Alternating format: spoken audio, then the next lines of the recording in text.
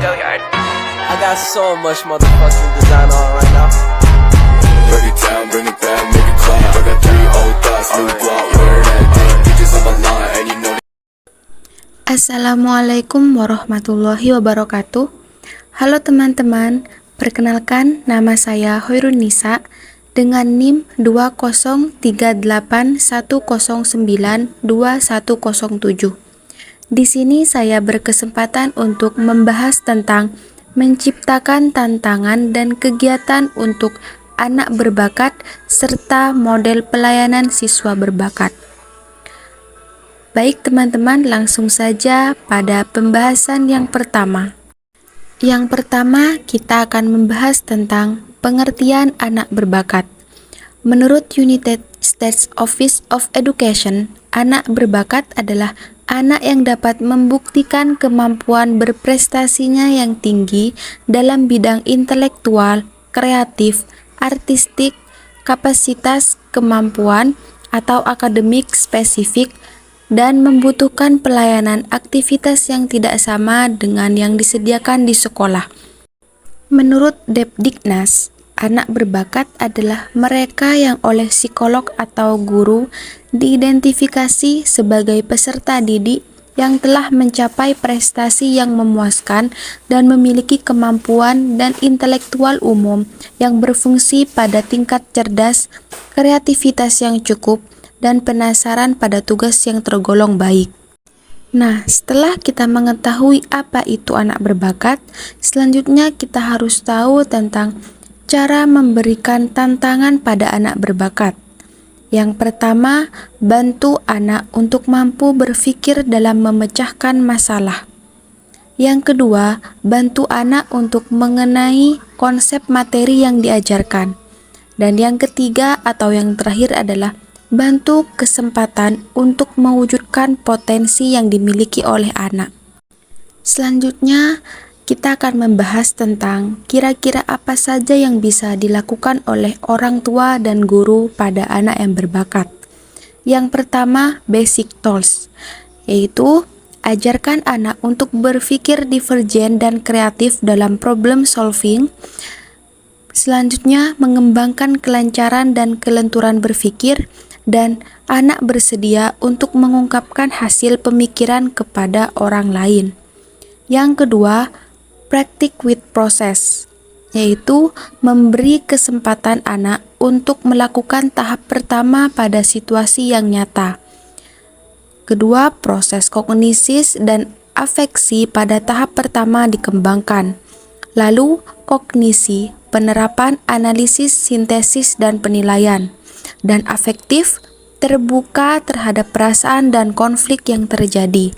Dan yang terakhir, bisa dilakukan dengan cara sosiodrama, simulasi, dan studi kasus. Yang ketiga adalah working with real problem, yaitu menerapkan tahap pertama dan kedua pada dunia nyata. Pada pembahasan kita selanjutnya yaitu langkah-langkah untuk menciptakan tantangan. Yang pertama, memberikan pemanasan. Pemanasan secara mental dan switch mental dari proses pemikiran reproduktif dan konvergen ke proses pemikiran divergen dan imajinatif.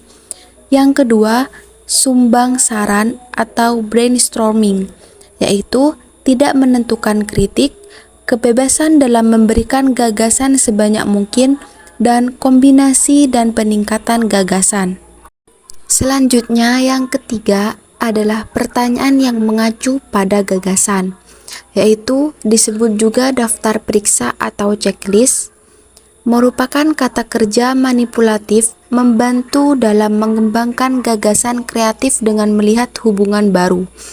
Contohnya, apa saja yang dapat Anda pikirkan supaya pergi ke dokter gigi lebih menyenangkan? Itu adalah salah satu contoh dari pertanyaan yang mengacu pada gagasan. Yang keempat, sintetik, yaitu teknik berpikir kreatif yang menggunakan analogi dan metafora untuk membantu menganalisis masalah dan mengembangkan berbagai sudut tinjau. Selanjutnya yaitu jenis-jenis layanan pendidikan untuk anak berbakat. Yang pertama di sini ada akselerasi program. Program layanan pendidikan sesuai potensi kecerdasan dan bakat istimewa yang dimiliki siswa, dengan memberi kesempatan untuk dapat menyelesaikan program dalam waktu yang lebih singkat. Jadi, program ini sesuai dengan potensi yang dimiliki oleh siswa berbakat tersebut. Namun, siswa tersebut bisa menyelesaikan program dengan waktu yang lebih singkat. Yang kedua ada kelas konvensional dengan pendekatan individual, yaitu metode pembelajaran tradisional atau disebut juga dengan metode ceramah. Metode ini adalah metode yang paling sering digunakan oleh guru dalam kegiatan pembelajaran. Dan yang ketiga adalah homeschooling, yaitu kegiatan belajar mengajar yang dilakukan di rumah atau dengan kata lain sekolah berbasis keluarga. Seperti namanya yaitu bersekolah di dalam rumah. Jadi, siswa bisa melakukan kegiatan belajar mengajar di dalam rumah. Dan yang terakhir adalah kelas khusus untuk anak berbakat. Kelas khusus di sini maksudnya yang mengikuti kelas adalah untuk anak yang berbakat saja. Pembahasan kita yang terakhir yaitu saran untuk merangsang kreativitas anak berbakat. Yang pertama, bila seseorang menunjukkan penemuannya, maka berilah pujian untuk memberikan semangat. Dengan begitu, anak tersebut akan merasa lebih dihargai dan bisa memotivasi dirinya untuk lebih menemukan hal-hal lainnya di kemudian hari. Yang kedua, inisiatif anak harus dihargai supaya ada rasa jati diri yang positif. Anak akan memiliki jati diri yang positif ketika diberikan penghargaan oleh orang lain dan tentu akan membuat dirinya lebih percaya diri.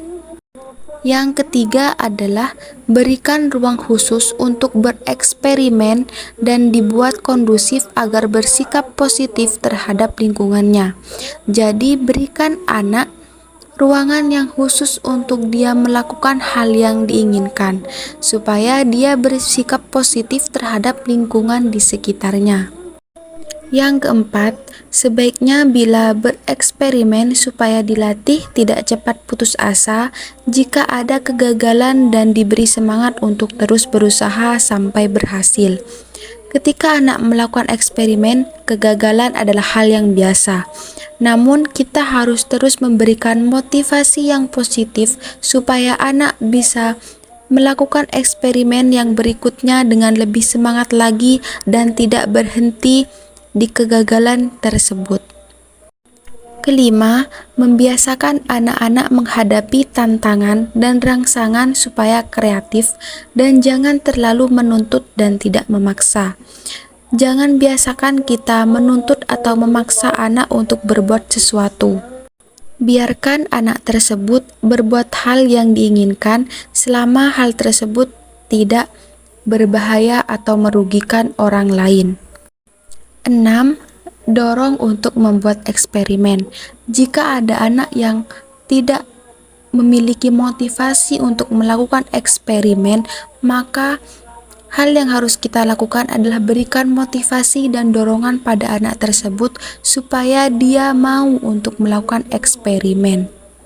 Dan yang terakhir adalah jangan mengganggu konsentrasi anak apabila sedang asik bereksperimen. Berikan motivasi supaya anak dapat mengikuti atau melaksanakan idenya sendiri. Biarkan anak bereksperimen dengan apa yang diinginkan tanpa ada paksaan atau campur tangan ide kita dalam eksperimen mereka. Baik, mungkin hanya itu yang dapat saya sampaikan dalam pembahasan kali ini. Saya ucapkan terima kasih dan mohon maaf apabila ada kesalahan. Sampai berjumpa kembali.